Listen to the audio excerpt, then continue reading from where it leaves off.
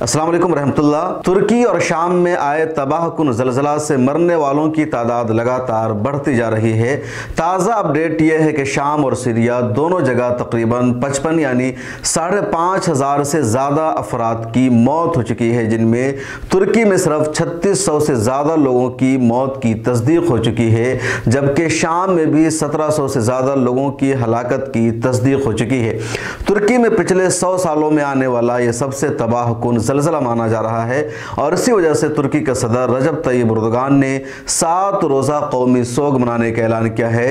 उन्होंने नमाज फजर में कुनूत नाज़िला पढ़ने का एहतमाम किया है, अपील की है और पूरे मुल्क में ये ऐलान जारी कर दिया है। इस ज़लज़ला में सबसे ज़्यादा तुर्की के 10 शहर मुतासर हुए हैं और पहले हम उस 10 शहर के बारे में बता देते हैं।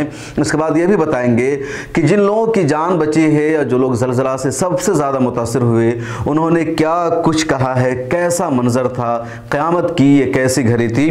तुर्की के वज़ीर दाखिला सुलेमान सवेलो की एक रिपोर्ट के मुताबिक उनका कहना है कि खौफनाक ज़लज़ला से 10 शहर में सबसे ज़्यादा तबाही हुई है। उन 10 शहरों में शामिल है गाजी, अतंतीब, कहरमान मरश, खताए, उस्मानिया, आदियामान, मलातीना, शनालील, उर्फा, अदाना, दियार बकर और कैलिश। जो 10 बड़े शहर है और अहम शहर तुर्किया के जो सबसे ज़्यादा मुतासिर है, 10 सूबे एक तरह से मुतासिर हैं और इन 10 सूबों में तुर्की की सरकार ने इमरजेंसी नाफिज कर दिया है अगले 3 महीनों के लिए, ताकि अच्छी तरह से वहाँ इमदादी सामान को पहुँचाया जा सके।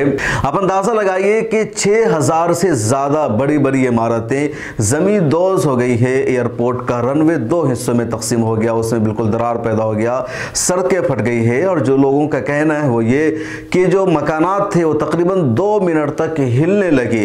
लोगों के लिए के बचना मुश्किल हो पा रहा था, जाए तो किधर जाए। कुछ लोगों का ये कहना है कि जब बिल्कुल मकान हिलने लगा तो हम लोगों ने अपने घर वालों की आवाज़ दी, कलमा पढ़ने लगे और बस यही का बचना मुश्किल हो गया है।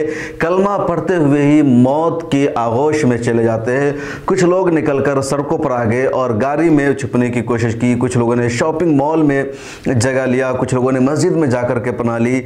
इसमें कई मस्जिदें तबाह हो गई है, कई अस्पताल तबाह हो गए हैं। कई शहरों की वीडियो सोशल मीडिया पर वायरल हो रही है जिसमें देखा जा सकता है कि पूरा शहर, पूरी इमारतें ज़मीन दोज़ हो गई है और पूरी की पूरी इमारतें किस तरह ज़मीन में गिरी हुई है। यह तबाहकुन मंजर है। कई अस्पताल ज़मीन दोज़ हो गए हैं और हर तरफ से तबाही फैली हुई नजर आ रही है। इसी तरह एक दुकान की वीडियो वायरल हो रही है जिसमें कुछ लोग काम कर रहे हैं और पूरा दुकान एक तरह से जुम्बिश कर रहा है, लेकिन उनके पास कोई ऑप्शन नहीं है। कुछ बच्चों की तस्वीर आई है जिसमें मलबा तले कुछ बच्चे दबे हुए हैं, कुछ खवातीन दबी हुई है और भयानक तस्वीर है। और 1999 के बाद तुर्की में आने वाला अब तक का सबसे खतरनाक ज़लज़ला है। 1999 में भी तुर्की में ज़लज़ला आया था और उस ज़लज़ला में 17,000 लोगों की मौत हो गई थी और इस वक्त भी बड़ी तादाद में मौत हुई है। दावा यही किया जा रहा है कि इसमें भी यानी जो अब तक तादाद सामने आई है 5,000 की दोनों जगह, उससे 10 गुना ज़्यादा मरने वालों की तादाद होगी। 20,000 से ज़ायद लोग ज़ख्मी हो चुके हैं।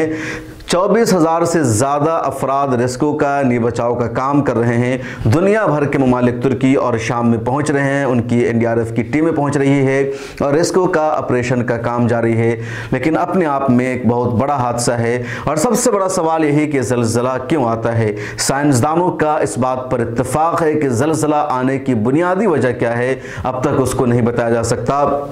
और इस बात पर भी साइंसदानों का इत्तेफाक है कि बारिश की, दूसरी चीज़ों की, तूफान की पेशन गोई की जा सकती है, लेकिन ज़लज़ला कब आएगा, कहाँ आएगा और उस ज़लज़ले की कितनी शिद्दत होगी, उसकी कोई पेशन गोई नहीं की जा सकती है। ट्विटर पर एक ट्वीट वायरल हो रहा है जिसमें कहा जा रहा है कि उन्होंने जो 3 दिन पहले ही तुर्की में आने वाले ज़लज़ला की पेशन गोई कर दी थी, लेकिन अमेरिका में सबसे बड़ा ज़लज़ला का एक इदारा है जिसका नाम है अमेरिकी लॉजिकल सर्वे।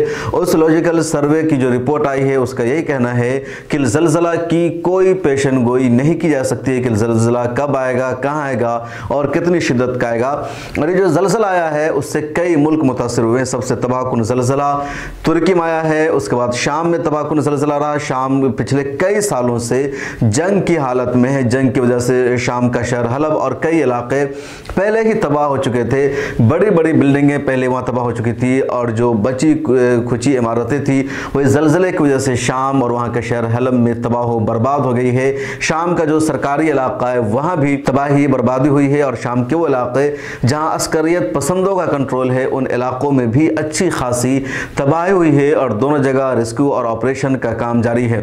इन दो मुल्कों के अलावा लेबनान, फ़लस्तीन, गज़ा पट्टी और रूस और इजराइल में भी ज़लज़ले के झटके महसूस किए गए। भले इन मुल्कों में कोई तबाही की खबर नहीं आई है, लेकिन जगहों पर भी ज़लज़ले के झटके महसूस किए गए हैं। और तुर्की में तो 2 मरतबा बहुत तेज़ ज़लज़ला का झटका आया, और ज़लज़ला का झटका पीर की सुबह 4 बजे के करीब आया, और उसके बाद से लेकर कब तक तकरीबन 200 से ज़्यादा ज़लज़ले के हल्के और मामूली झटके महसूस किए जा चुके हैं।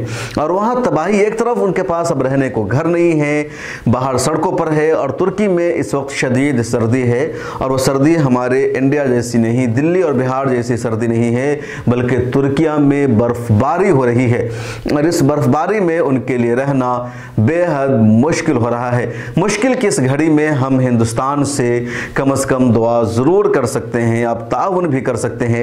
एक अच्छी खबर है कि भारत की सरकार ने भी अपना इमदादी दस्ता तुर्किया में मदद के लिए भेज दिया है। पाकिस्तान ने भी भेजा है, अमेरिका ने भी भेजा है, सऊदी अरब ने भेजा है, और दुनिया के तकरीबन 65 ममालिक की रेस्क्यू ऑपरेशन की टीमें तुर्किया में पहुंच गई है और मदद पहुंचाने का काम जारी है। लेकिन जो ज़लज़ला है बहुत ही तबाहकुन और भयानक ज़लज़ला है, और दुआ कीजिए अल्लाह ताला से कि तुर्किया की और उन तमाम ममालिक की ज़लज़ला से हिफाजत की जाए। इस वीडियो में इतना ही। सोशल मीडिया पर जो वीडियो वायरल हो रही है बहुत ही भयानक है, हौलनाक है। कुछ हमने यहाँ आपको दिखाया है, लेकिन बहुत कुछ दिखाया भी नहीं जा सकता है। कमेंट सेक्शन में अपने ख्यालात का इज़हार कीजिए। फेसबुक पर अगर देख रहे हैं इस वीडियो को तो पेज को फॉलो कर लीजिए, यूट्यूब पर देख रहे हैं तो सब्सक्राइब कर लीजिए, ट्विटर और इंस्टाग्राम पर भी मिल्लत टाइम्स को ब्रेकिंग अपडेट के लिए फॉलो कीजिए।